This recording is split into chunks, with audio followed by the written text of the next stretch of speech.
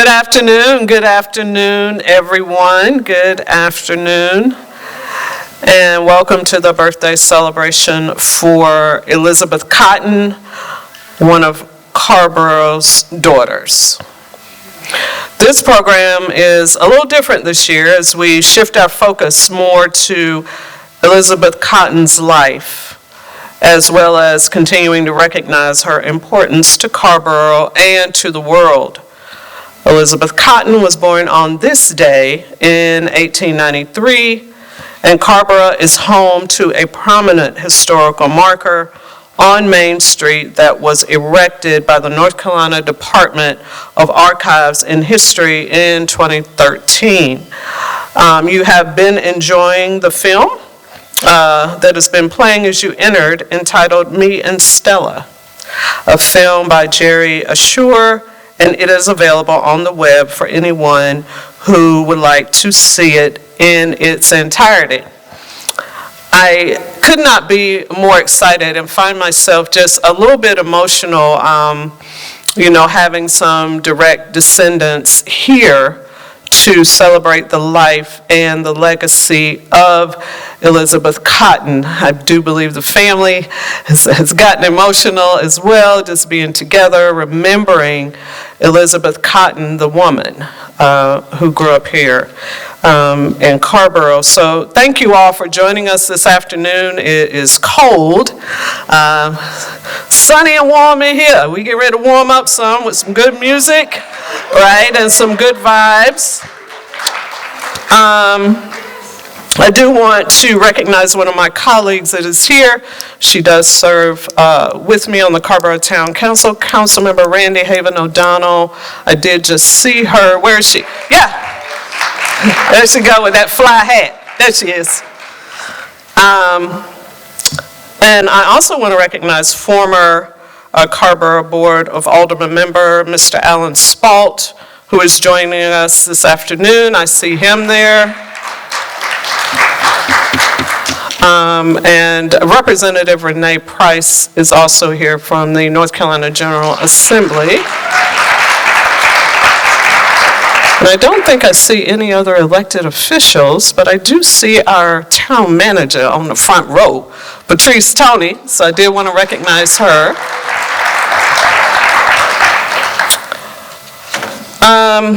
I am first going to present a proclamation for Elizabeth Cotten Day. I would like to present it to Miss Brenda Evans, and if the rest of the family would like to come and join at the end of the proclamation when I make the presentation, that would be so lovely. Elizabeth Libba Cotten Day. Whereas Elizabeth Libba Cotten was born to George and Louisa Neville on January 5th, 1893 in Orange County, North Carolina, in an area later incorporated as part of Carrboro. She grew up in a family surrounded by music near the railroad tracks on what is now Laureate Street. And whereas at the age of 12 years old, Elizabeth Cotten composed Freight Train, which would become her most famous song and would inspire generations of musicians. And whereas Elizabeth Cotten released her first album, Elizabeth Cotten, Negro Folk Songs and Tunes on Folkways Records in 1958.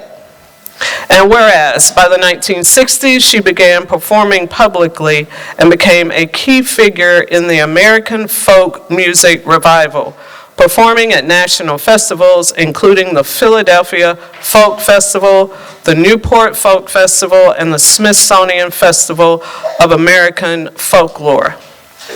And whereas in 1972, Elizabeth Cotten was presented with the National Folk Association's Burl Ives Award for her contributions to folk music. And whereas in 1984, Elizabeth Cotten was made a National Heritage Fellow by the National Endowment for the Arts, and in the same year won the Grammy Award for Best Ethnic or Traditional Recording for her album, Elizabeth Cotten Live. And whereas in 1989, Elizabeth Cotten was included as one of 75 influential African American women in Brian Lanker's documentary photo collection, I Dream a World, Portraits of Black Women Who Changed America. And whereas in 2019, Elizabeth Cotten was posthumously inducted into the North Carolina Music Hall of Fame. And whereas the town of Carrboro named its downtown multi-use path along the railroad the Elizabeth Cotten Bikeway, a vital link between Carrboro and Chapel Hill for hundreds of people every day. And whereas since 2015, the town has partnered with the Music Maker Relief Foundation in hosting the Freight Train Blues concert series to honor Elizabeth Cotten and her contributions to blues music. And whereas from 2017 to 2019, the town partnered with Professor Cecilia Conway of Appalachian State University through the Our Town Grants program of the National Endowment for the Arts to celebrate Elizabeth Cotten with concerts that honor Black, global banjo, and roots music. And whereas in 2020, the town partnered with the North Carolina Musician Murals Project and the town of Chapel Hill to celebrate Elizabeth Cotten in a mural created by artist Scott Nurkin. And this mural is located at 111 North Merritt Mill Road in Carrboro.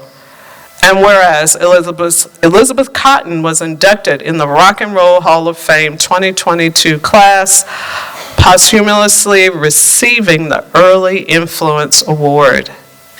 And whereas Elizabeth Cotten continues to inspire musicians around the world and occupies a special place in Carrboro's history and our vibrant and enduring local music culture. Now, therefore, I, Barbara M. Foushee, Mayor of the town of Carrboro, North Carolina, do hereby proclaim January 5th, 2025 to be Elizabeth Cotten Day in Carrboro and encourage all residents to celebrate the life and legacy of Elizabeth Cotten and her important contributions to folk and blues music, to our local history, and to our collective Americana, this, the 5th day of January, 2025. Miss Evans and family.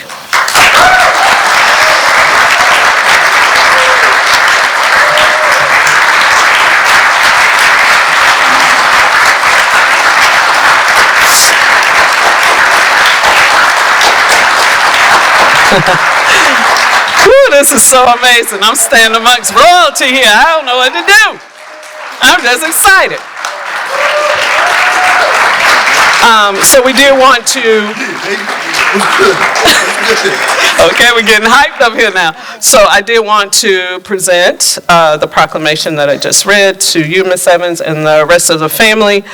You may say a few words if you would like to, or you can just accept it and just whatever you want to do. I have to say a few words. Yes. And what I have to say is thank you all for being here today. I am honored and privileged to be here to receive this proclamation. I'm equally as honored to have a piece of my great-grandmother, Elizabeth Cotten, here with me, all of who you see here. Does anybody here, raise your hand if you have a vision board? Nobody but me? Wait a minute. I asked you that question because I have a vision board, and on the top right-hand corner of that vision board that I put together about a year ago is little Sis Neville's, her real story. And that's something I wanted to tell. Well, that's being manifested today because that's what I plan to do, is tell her story. Thank you, Mayor. Thank you, everybody, for coming out on this cold day. And I am truly honored. Thank you very much.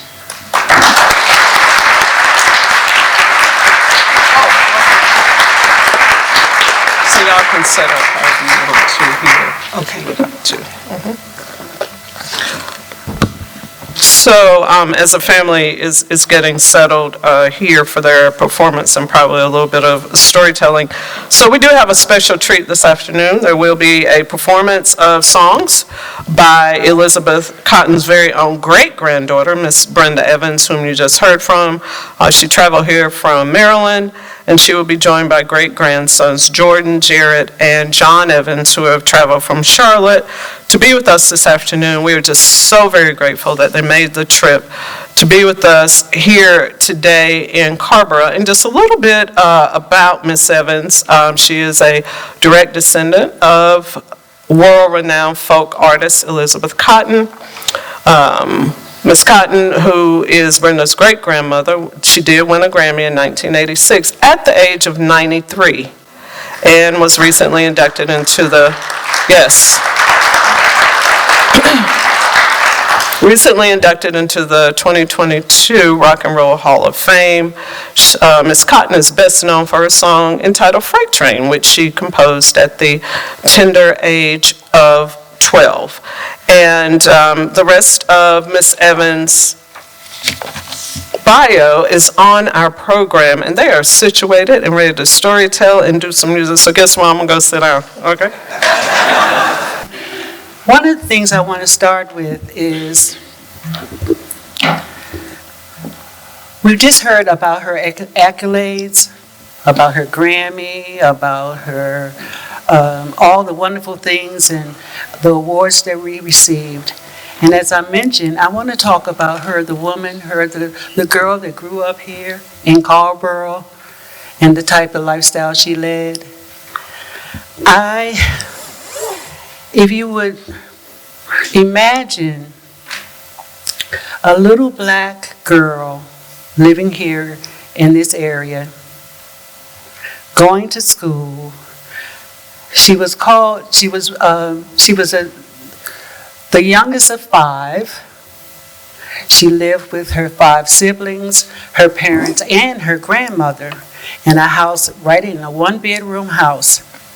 And I remember it as a child. My brother and I came down to visit her family. I must have been 7 or 8 years old. And mind you, I lived in Washington, D.C. When I came here, there was no running water in her home. There was no electricity. There was no plumbing. And that's when I was alive. I mean, I can remember it, you know? It's like, wait a minute, all these things are happening. And so when I came down, I was miserable because I had to go to an outhouse to go to the bathroom, right? I'm like, what in the world? So for 3 days, honestly, I wouldn't go to the bathroom. So Granny, who had worked for Mrs. Kenfield here in Chapel Hill. Mrs. Kenfield lived in Chapel Hill. She said, "Sweetie pie, I'm going to take you to Miss Kenfield's house so you can meet her."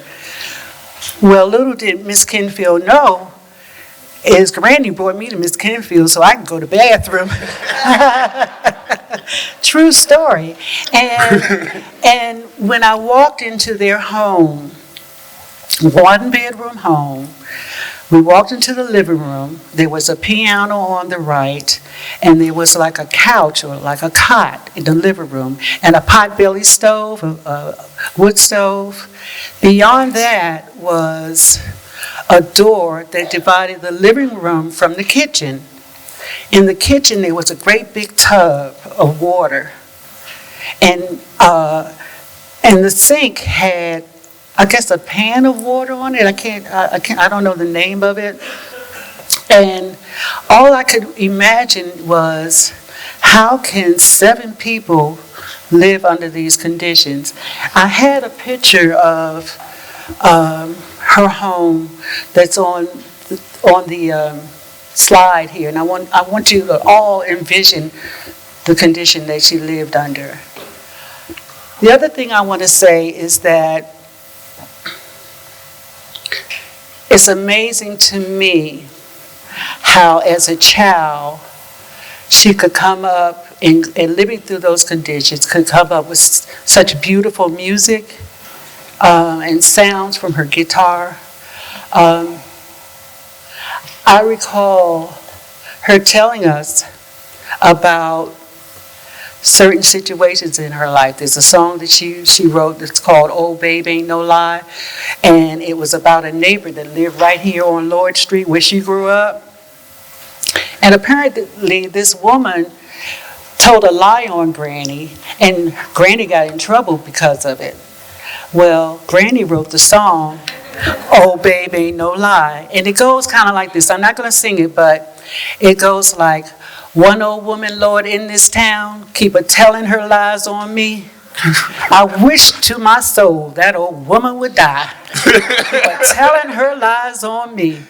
And that song, and the particular song, the lady heard Granny playing it one day on the porch. So the woman says to her, "Little sis, that's a beautiful song." And she said, under her breath, "Well, it's about you." So I think about Granny and the lyrics she wrote in songs that came to her. And while her music was beautiful, if you listen to the lyrics of her song, they were sad when you think about it. Think about Fray Train, for instance. Fray Train is about dying, right? When you think about a song that she wrote about, "I'm gonna leave you," that's not a happy song. But she internalized it in her music, evoked emotion. And if you listen, one day go home and listen to her and just close your eyes and she'll take you places where you've never been just by listening to her guitar. I had the privilege of being raised by my great-grandmother. And I say that because although I love my mom and always will, it was a blessing to have her in my life and be a part of my life. And I'm happy to be here today to share some of her, what I remember and recall of her with you tonight. I would like for each of us to introduce ourselves. We will start with Jordan. Hello, my name is Jordan Evans. I'm the youngest of these three brothers. And yeah, grown up listening to stories about Granny my whole life. And this is an honor, so thank you guys. Hey, I'm John. Not sure. I could get that low if I wanted to. I'm John. I'm the middle brother. We're great-grandchildren of Elizabeth Cotten. And so just happy to carry the tradition along. She's in the Rock and Roll Hall of Fame, which is like, and the North Carolina Music Hall of Fame too, which is also, but it's just remarkable how it keeps bringing our family together through the years to bring the music to people who know it and love it, and also to a new audience. So thank you to the town of Carrboro, and thanks to Elizabeth Cotten.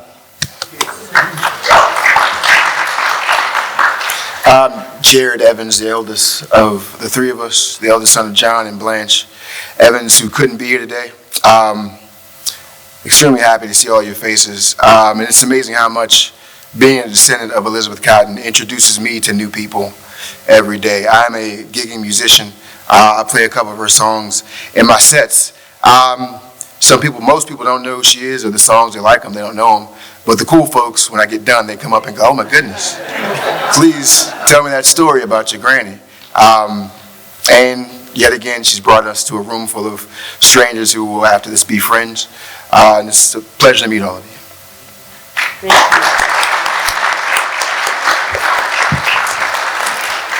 you. By the way, these are the three sons of my brother, my only sibling, who's no longer with us.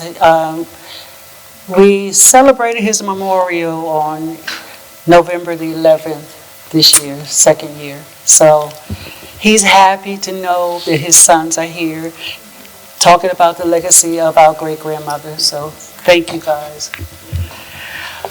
The song we're about to perform, entitled "Shake Sugaree." Can you hear everybody hear me okay? Entitled "Shake Sugaree." I want to tell you a little bit about the song. I'm going to take you down. I'm going to take you where I was at one time, okay, when I was a little girl. My great-grandmother raised not only me, but my brother and 6 other great-grandchildren in one house. All of the 6 great-grandchildren, 8 great-grandchildren, slept in the same bedroom. And she did as well. So we call her the warden of the bedroom, right? She oversaw us. Now, if you can imagine, we being in bed, and after working all day and cooking and preparing meals for us, she'd come up the stairs, and when she walked up the stairs, there was a landing, and you could kind of hear her coming up, so we try and quiet down. So she finally get in, and she turned, the bedroom was in the front of the house, so she come through the bedroom door, and we get quiet. And she'd come in and get her guitar and start playing her guitar, just playing around with it and singing and telling us stories about her life. And one evening she was playing this tune, and she said, and it was Shake Sugaree, and she said, kids, youngins, add some words to this song, right? So imagine 8 kids adding words to a song. And if you listen, if you know Shake Sugaree, you know how long it is, because all 8 children had verses to this song. Well, it didn't happen overnight. So every night we'd be fussing about, Granny, wait a minute, that doesn't rhyme. We need to put this in there. And my brother, their father, would take notes and write down the lyrics and everything. So that's how he got connected to the song. Well, eventually, we finally decided this is it. And I was fortunate enough that she asked me to sing Shake Sugaree and to tour with her as a child. So Shake Sugaree, I was 11 years old. I'll be 72 in 2 weeks. So that's a long time ago, right? That's a long time ago. And I feel really fortunate to be here because it shows me, just like Granny showed us, you can live a nice, long, productive life if you do something that you love to do. And if you'll be a part of society and you feel like you are contributing in some way to society. So I'm happy about that. So we're going to sing Shake Sugaree for you. And we've asked her kids to come up, introduce themselves, and join us in the song. And please join us as we're singing, please.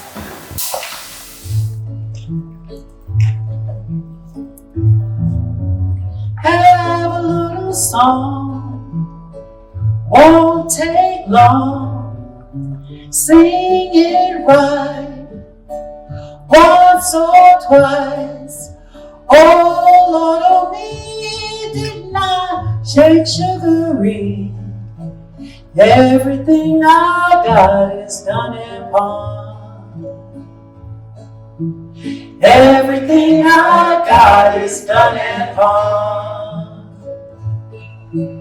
On my watch, on my chain, on everything that was in my name. Oh Lord of me, didn't I shake Sugaree? Everything I got is done in pawn. Everything I got is done in pawn. Pawned my buggy, my horse and cot. I pawned everything that was on my lot. Oh Lord of me, didn't I shake Sugaree? Everything I got is done in pawn. Everything I got is done in pawn. On my chair, on my bed, ain't got nowhere to lay my head. Oh Lord of me, didn't I shake Sugaree? Everything I got is done in pawn. Everything I got is done in pawn. On my back, pipe, pawned everything that was in my sight. Oh Lord, and me did not shake sugary. Everything I got is done at home. Everything I got is done at home.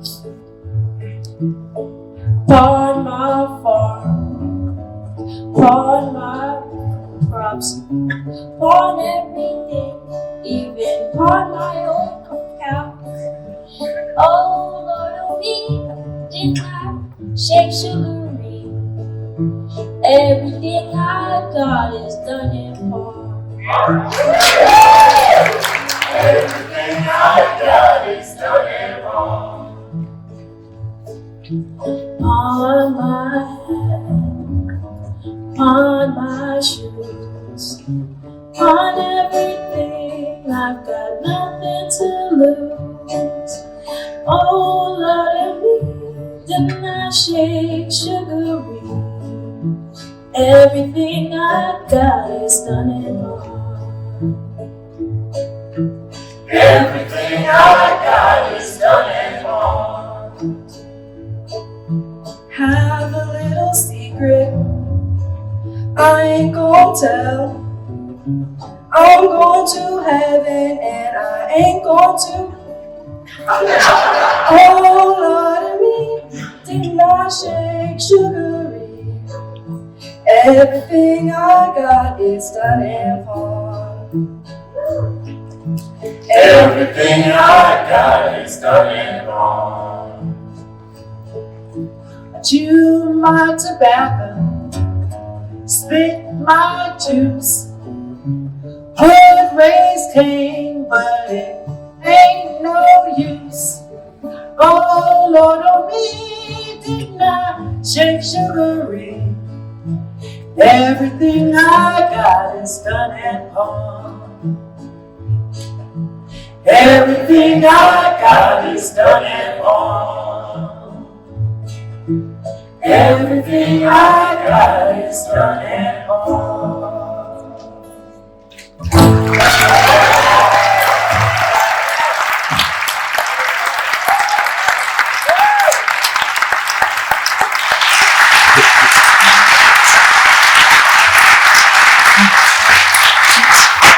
One other thing we didn't do, this is live entertainment, right? So, so we have to, what I like these young folks to do is say their name and what position they're in.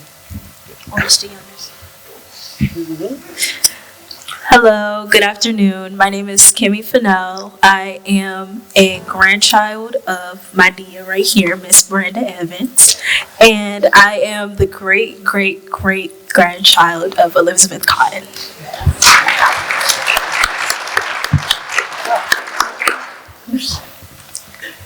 Hi, I'm Julianna.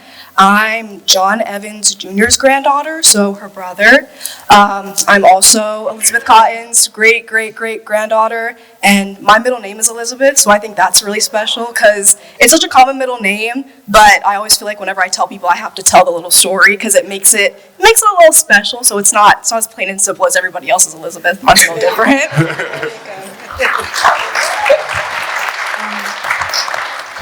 Hello, my name is Myles. I am the youngest out of these three. Yeah, obviously you can tell. I am Brenda Evans' grandson, and I am 11 years old. And I am the great-great-great-grandchild of Elizabeth Cotten.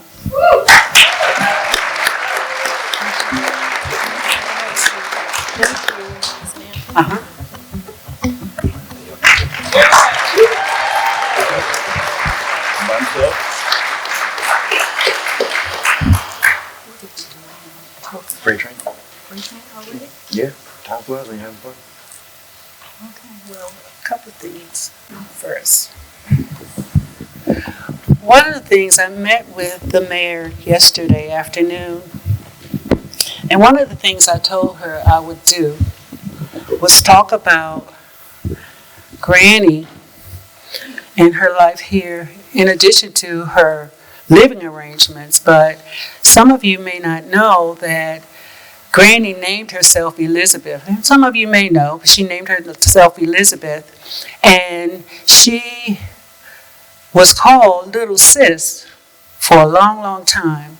And so when she went to school one day, the teacher asked her, "Little Sis, I know we call you Little Sis, but do you have a real name?" And she said proudly, "Yes, ma'am, I do." She said, "Well, tell us what it is." She said, "It's Elizabeth." So that's how she got her name, Elizabeth. The other thing I think you should know that's important to know is that at age 8 or 9, her mother asked her if she would quit school in 3rd grade to come and help with family finances. So if you can imagine, do you remember being 8 or 9? Can you imagine being asked to quit school and go to work and do housework for people? Can you imagine being 8 or 9 knowing how to do that? Think about it, because it's clear that she knew how to do that because she had to do it at home. She probably helped her mother while she did her domestic work. Her mother was not only a domestic worker, she was also a midwife. Her father worked on the railroad, which meant he was away from home most of the time. So her mom needed help to keep the family flowing. Granny quit her schooling, going door to door, knocking on doors, being turned away, being probably told, "What are you doing here? You have no right to even be in my neighborhood." Who knows how she was treated? I don't know for sure, but when I think about it, that could have very well had happened to her. A little black girl, 8 years old, going to ask for work. Well, one day she knocked on this woman's door, and the woman said to her, "You're mighty young. What can you do?" She said, "Well, I can clean, I can do laundry, I can iron, I can wash dishes." She said, "Well, okay, come on, I'll let you try it out." She said, "I tell you what, I'll pay you 75 cents a month." 75 cents won't buy you a piece of candy today, now will it? So Granny started working, and apparently she did a great job, because at the end of that month, the woman said to her, "Little sis, I'm going to give you a pay raise. I'm going to give you an extra 25 cents because you're doing such a good job." So she earned $1 a month for doing laundry, doing washing dishes, ironing. That's what she made. Well, in between that time, Granny had taken a loving to guitar playing. And she saw a guitar that cost $3.75. Well, the mom knew it, and she started saving a portion of that $1 a month toward getting Granny the guitar. So I cannot imagine. I don't think my grandmother ever told me how long it was before she got the guitar. So she saved enough money to finally get her guitar for $3.75, and the guitar was named Stella. That was the name of her guitar, and that's based on the film we saw today. Other things I think about my great-grandmother is her music. I think I mentioned this earlier to someone. Her music, her song, her lyrics were about sad things to me, about freight train and being buried in my grave, about "Oh, babe, ain't no lie, I wish you would die," about you're going to miss me when I'm gone, about you using me up. But the beauty of it is, to me, is it evoked emotion in people, and the sound from her playing evoked emotion in me as well as probably any of you who have heard her music. I just want to give you an idea about this little girl, this sweet little girl who had a troubled life, but turned that around to make beautiful, beautiful music. She and her husband, Frank Cotten, were married for a while. They divorced. And although Granny never spoke badly of him at all, and I don't know what happened between the two of them, but if you listen to some lyrics of her songs, I bet you for sure you can imagine. Because she'd always say, you want to take my money, you want all my honey, but you're going to take all my money. What does that tell you? Someone, right? But she never ever spoke ill of him. And as a matter of fact, he would come and visit us, and she would pay his way to come see us, because at that time he had moved to New York. That's the kind of woman she was. She was proud. She was direct. If she was asked a question, she answered it. If it was a yes or no question, she answered yes or no. She didn't add anything to it. If she was, when she raised me, she said, "Sweetie pie, stand up straight, hold your shoulders back, suck in your stomach, breathe." And I'm like, "Green, I can't do all of that at the same time." That's the kind of woman she was. She was a woman who respected others. She said, always acknowledge other people, no matter who they are. Look them in the eye. And even if you don't speak, at least bow your head and recognize and acknowledge people. And I'm going to, before we do Freight Train, one of the things she told, one of the songs she sang, and I'm glad we're here today, was, it talked about blacks and whites separating. And she would sing, I'm 72, y'all, so forgive me, wait, I had it in my head a moment ago. It'll come to me, 1 second. Come on, Granny, help me out. Oh, God. One of the things, I did watch a reel that she did, one of her last reels, and one of the things she said to the audience at one of her concerts was, we need to love one another, all of us. We need to love one another and embrace each other. And praying time soon will be over. Anybody remember that? Praying time soon will be over. Praying time soon will be over. Praying time soon will be over. All over this land, blacks and whites, get yourself together. Blacks and whites, get it all together. Blacks and whites, get yourself together. All over this land. Join me. Praying time soon will be over. Praying time soon will be over. Praying time soon will be over. All over this land. Thank you.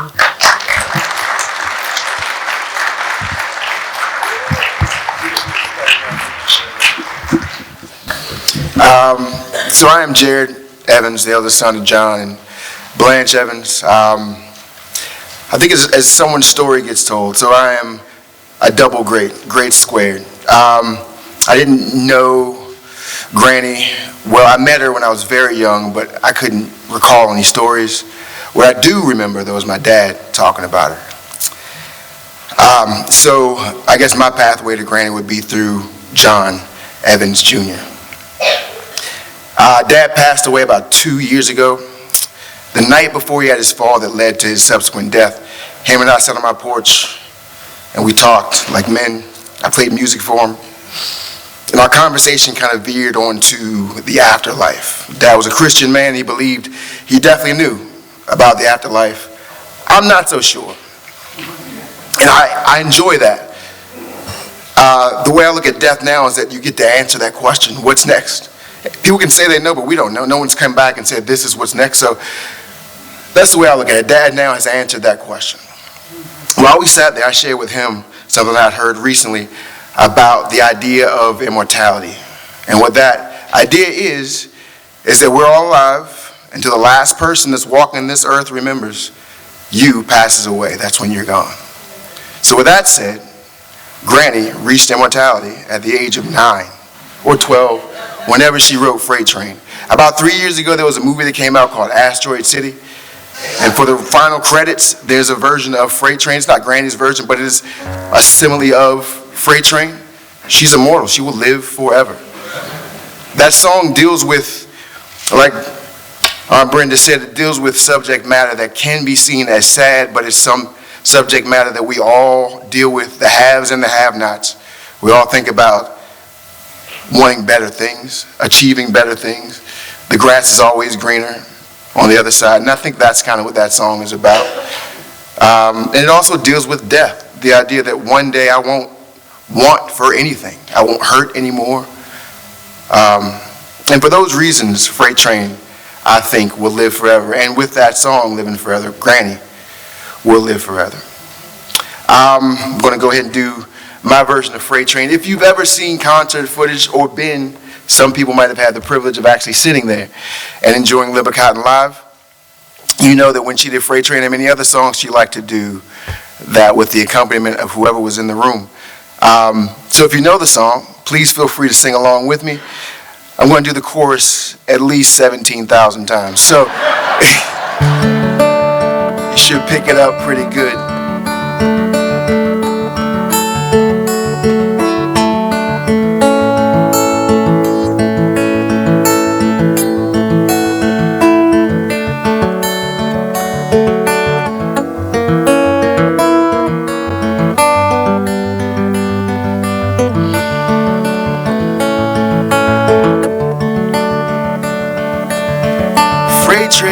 Freight train, run so fast. Freight train, run so fast. Please don't tell what train I'm on. They won't know what route I've gone. Freight train, run so fast. Freight train, run so fast. Please don't tell what train I'm on. They won't know what route I've gone. When I'm gone and in my grave, no more good times there I'll crave. Lay those stones at my head and feet. Tell them all I've gone to sleep. Freight train, run so fast. Freight train, run so fast. Please don't tell what train I'm on. They won't know.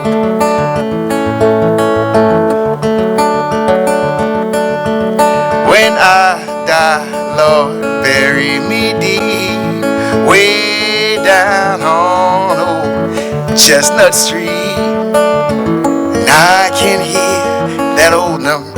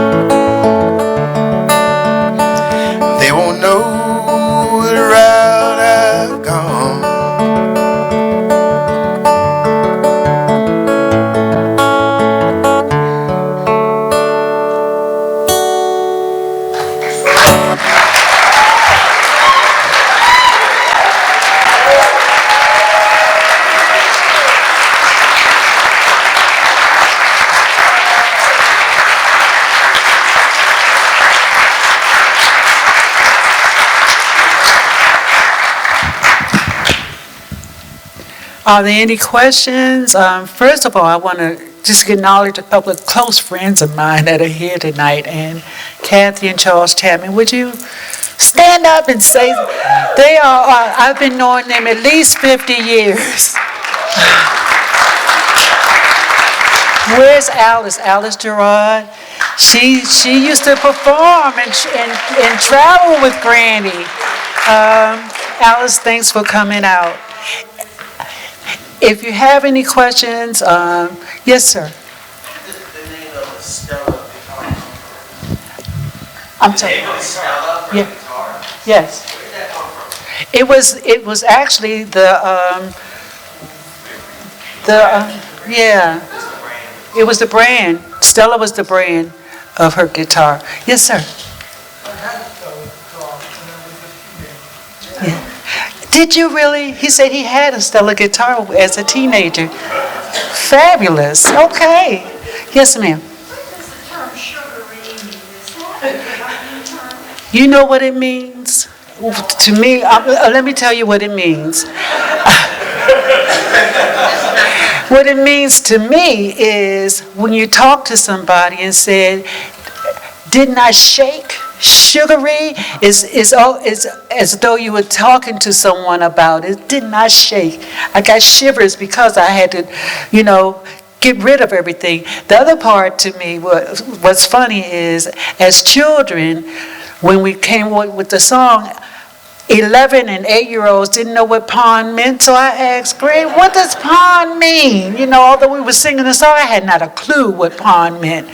And I thought about a pond, a lake, until my brother, who was the genius in the family, told me, Brenda, this is what pond is. But shake sugary is just about just being upset about it and shaking, Yeah, I'm sorry. Yes, sir. I've heard that song, Shake Sugar, a million times. I'm embarrassed to say I didn't realize that's who I was coming to see today, but I love the song, and I'm curious as to who sang the girl's part in the original song. That's me. That's me. Yeah, that's me. Anyone else? Yes. You were 11 when you... I was 11 years old when we recorded that song, yes. Do you have him? No, I'm waiting for you. If there's any more questions.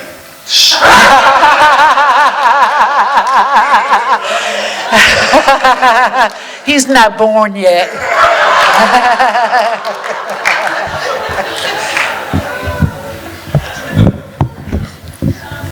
Anybody else? Thank you for coming. Oh, question.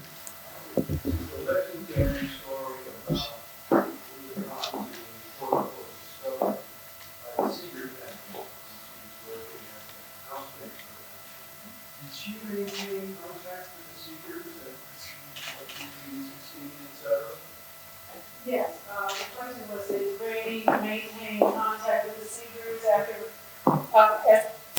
Yeah. Oh, thank you. Thank you. Yes, as a matter of fact. Can you hear me?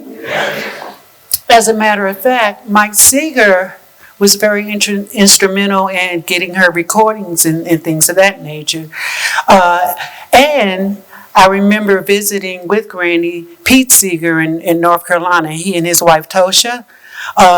So they were still in contact with one another. Pete Seeger even had a show, and Granny was featured on his show, and they would play the guitar and the banjo together. So yes, they stayed in contact with one another for years afterwards. Yes? Yeah, so was that the show like the Bob Dylan shows, people coming in and playing on the Seeger or PBS show? Yes, okay. Yeah, exactly, yes. Yes, sir? I once saw it when I was in college in 1979 in Ohio. We had the Cambria Folk Festival. I was the president of the Folk Society, which I had no idea what that actually meant. The MC was festival. It was the top game along with all the delegates. So I had this opportunity to be sort of her tour guide for the day. And she was wonderful performing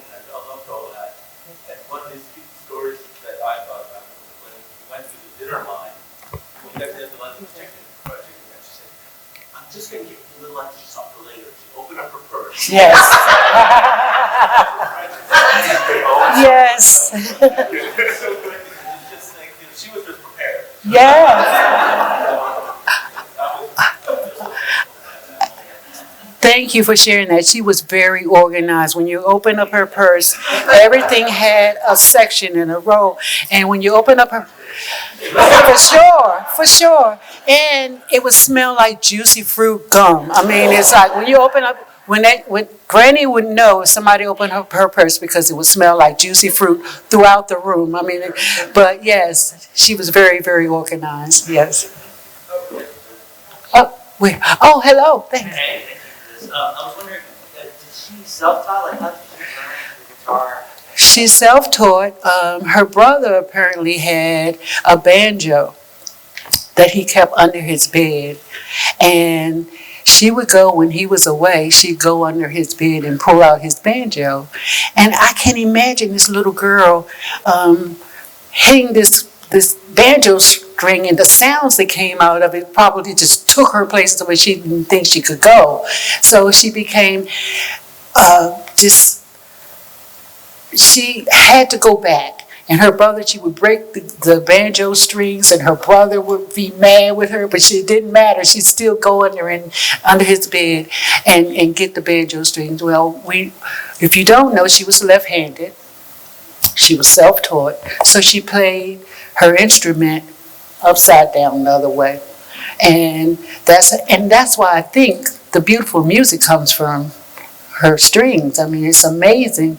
I was telling someone the other day, it sounds, when you listen to her play, it sounds like 2 or 3 guitars are playing, accompanying her. And I can't recall anybody who's able to do that, but my granny. I got a little story. I'm your remiss. Okay.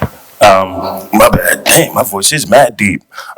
So just something I want to share. Me and Jared both play the guitar. Jared is gigging and stuff. I picked it up when I was about Myles' age, so about 11, 10 years old. And my dad took me to a pawn shop, and I picked up the guitar the way Granny plays. I'm right-handed. And I played it upside down and backwards, and my dad's like, "What are you doing?" I'm like, "This feels comfortable." So that's how I play the guitar. And someone mentioned the Seegers. I wanted to mention, this is my brother's. These are both his guitars, but we both have, that one on the left is a commemorative Martin. It's Elizabeth Cotten's commemorative edition. And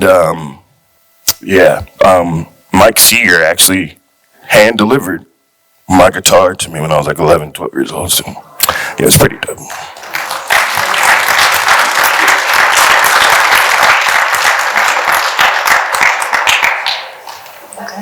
Oh, sorry. As you're mentioning, upside down and left, did Liba also play banjo that way? I saw her perform, but I don't recall she played banjo. That would really be challenging. Yes. Awesome. And was she left-handed in other things as well, or just everything? Very cool. Awesome. Can you imagine back then, a child left-handed going to school, and they were trying to train her not to be left-handed, and they were probably calling her a witch or whatever because she was left-handed. She went through a lot in her life, but I mentioned about her husband and she, but when you think about it, the Nevilles and Cottens got together, and because of that, she was able to come up with even more beautiful music, even through her trials and tribulations. So, yes, ma'am. That's one of the most beautiful things to me about her story, is that you mentioned it must have been so hard, but Yeah. she did it herself. Yes. She taught herself on that. Yes. Based on what she was hearing. And if you know the banjo, there's that one string. We think of it as upside down, Mm-hmm. but for her it wasn't, it just was. Yes. And we think, so many of us overappreciate, think that was the gift to us. Without Well, that thank you for that. difference, she wouldn't have made the distinctness of what she did. You're right. That was the gift to us. Thank you. Yeah, it's a gift to us as well. Thank you very much. Yes. Thanks. Hi. I guess this is sort of what this whole event might be here for, but I'm younger and I learn about Libba Cotten from as a legend, like from people like you and people sharing their direct memories. But I don't know so much directly about her. But I wonder like how often you think about her, like just more of what goes on in your mind as you kind of become like the person that holds a lot of those like memories and to share them with people. Like what does it feel like to play that role?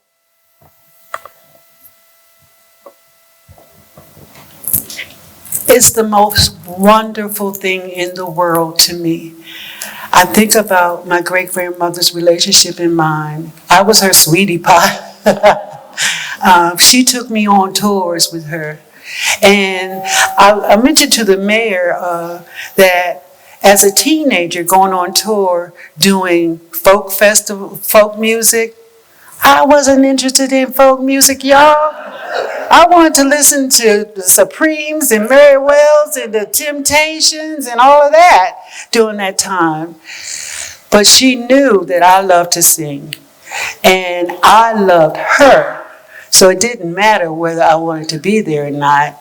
I did it because I loved her and I loved being with her. So I feel honored and blessed that God has given me the ability and the way and the avenue to talk about her. I feel honored and blessed that my nephews feel the same, and they are honored to be a part of her legacy. We all have a piece of her in us. And I think it's my charge at this point to bring it all together and keep it close and keep her legacy alive. Thank you. Thank you for having us. It's been an honor. Thank you.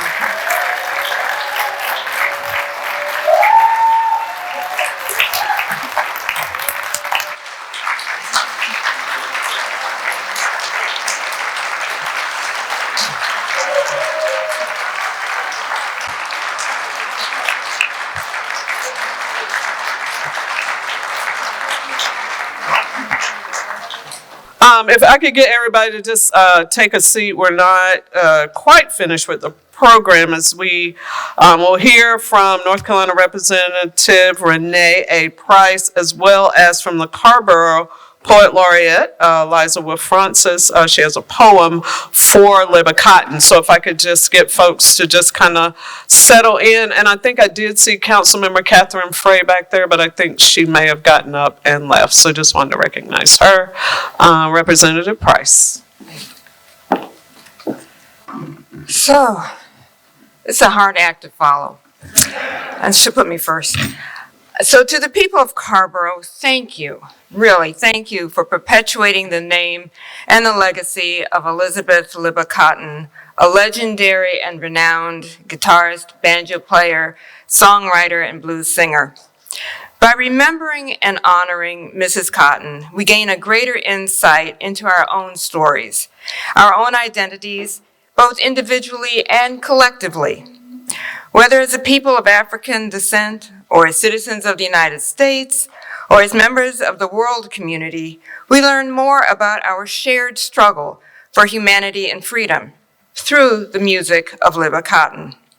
Again, I am Renée Price, representative, serving House District 50, which includes part of Orange and all of Caswell counties. And I truly appreciate the invitation to be a part of this awesome annual celebration.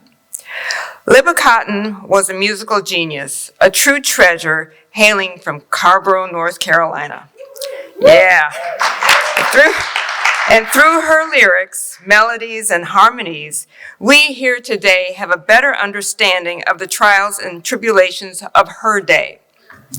And when listening closely to her music, we can hear and feel her faith and her hope for a brighter tomorrow.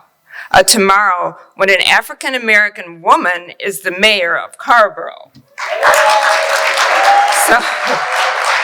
And Libba Cotten used her voice, her fingers, and her innate gift for composing songs to reveal the truth about life in the American South and across the entire nation during the 20th century.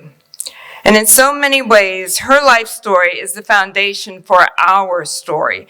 And if we pay attention, Mrs. Cotten is giving us guidance for the future. This is the power, the true power of music, transcending time and connecting people across cultural and socioeconomic divides. So through artifacts and technology, Elizabeth Cotten is still with us, reminding us of our shared history, making us more aware of our rich heritage, and inspiring us through her folk tunes and the blues to persist in the fight for justice. And so I will close my remarks with words of Libba Cotten, her own words, from her composition, When I Get Home. I shall have a crown to wear when I get home.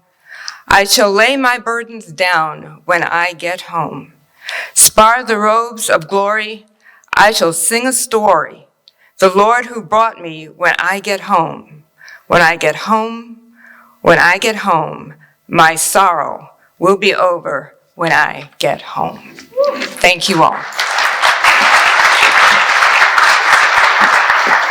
So we did have Congresswoman Valerie Foushee down to give remarks. She was unable to be here today.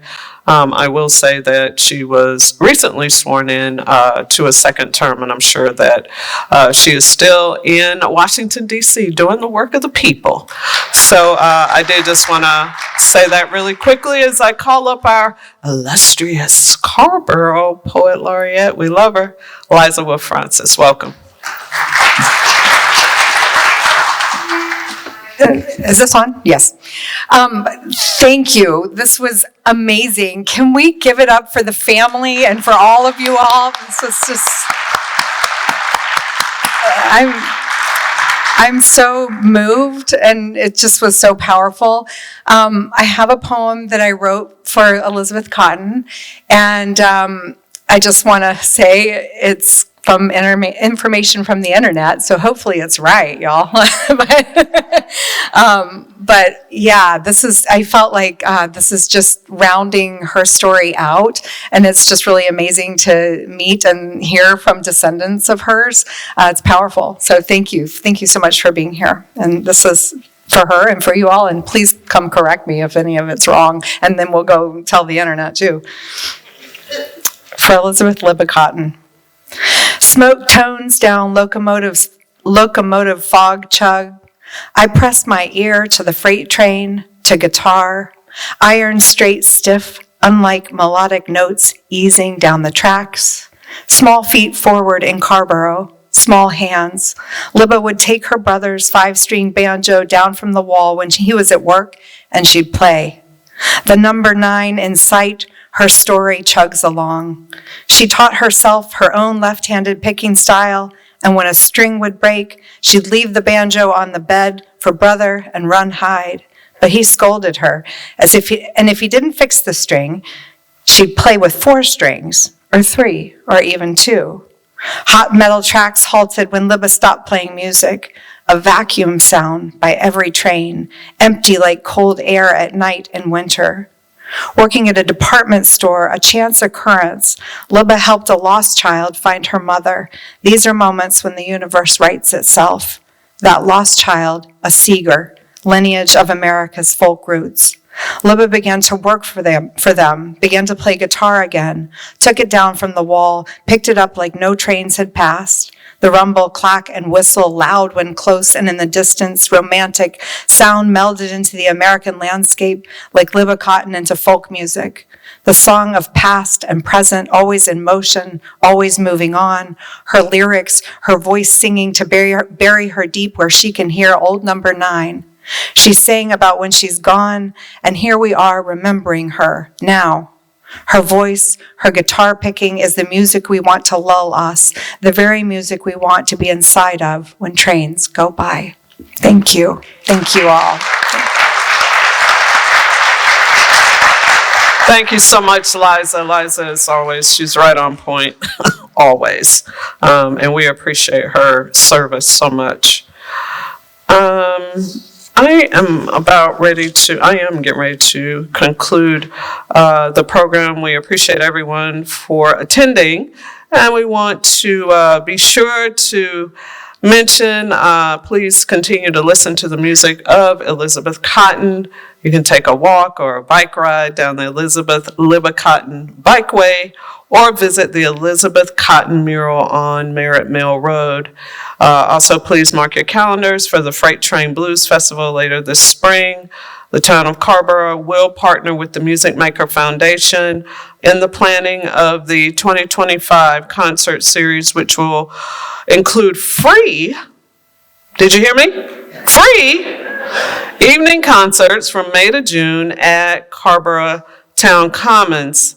I also am going to acknowledge and shout out the town of Carrboro's Public Works Department for installing the wonderful Elizabeth Cotten banners in downtown Carrboro.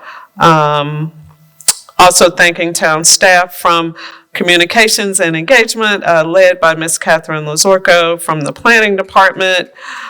Snap, crackle, and pop, because she did it this time, Miss Catherine Lazorko.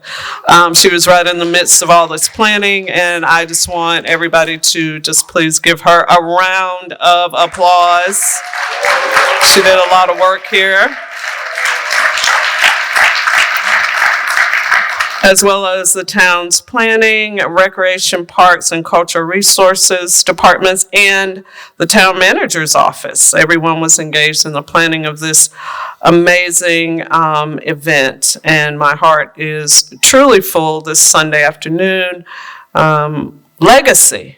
That is what we experienced this afternoon, a legacy that lives on in the hearts and minds of the descendants of the Elizabeth Cotten.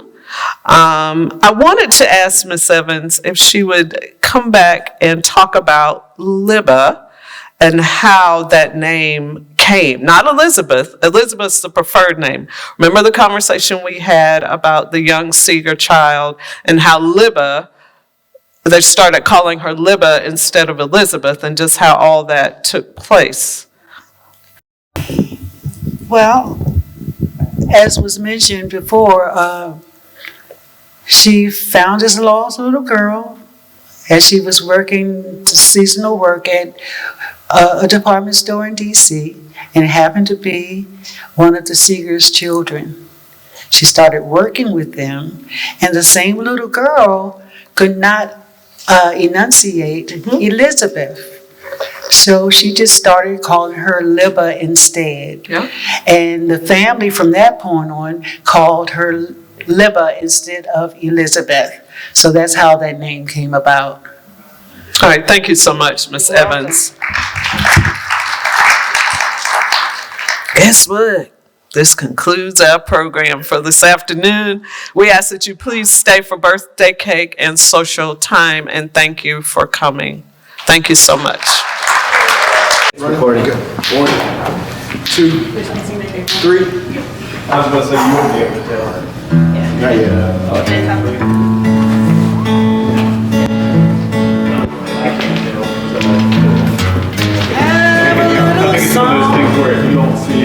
Won't take long, sing it right, once or twice. Oh Lord, oh me, didn't I shake sugary? Everything I got is done in pawn.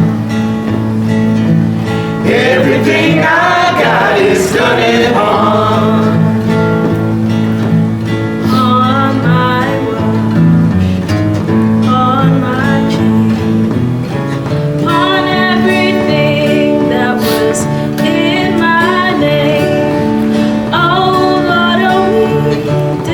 Shake sugar rush. Everything I got is done in pawn. Everything I got is done in pawn. I pawned my buggy, horse and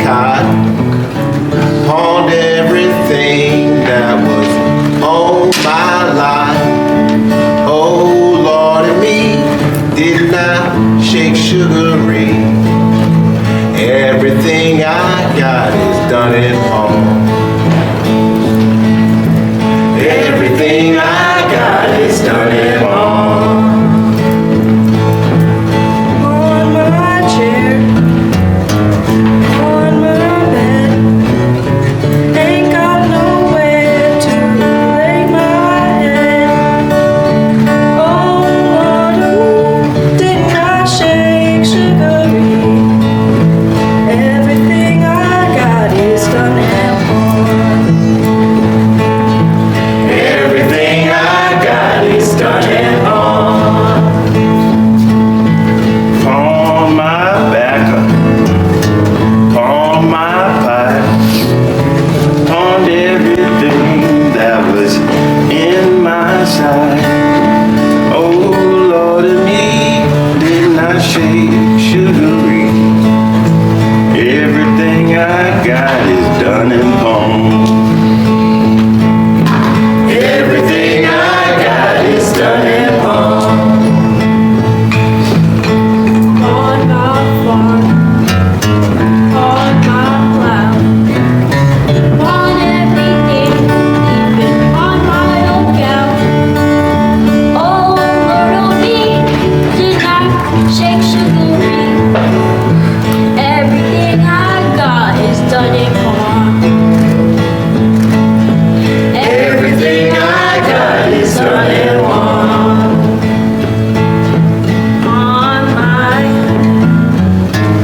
On my shoes, on everything that I could use.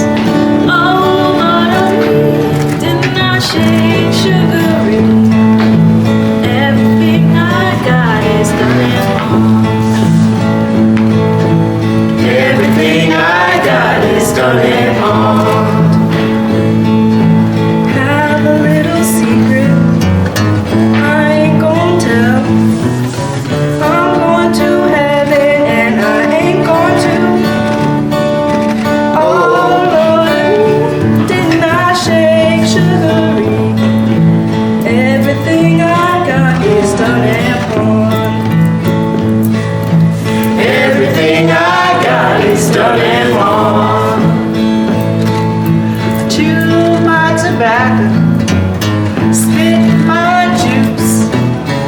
Would raise Cain, but it ain't no use. Oh Lord, oh me, didn't I shake sugary? Everything I got is done and gone. Everything I got is done and gone. Everything I got is done and gone.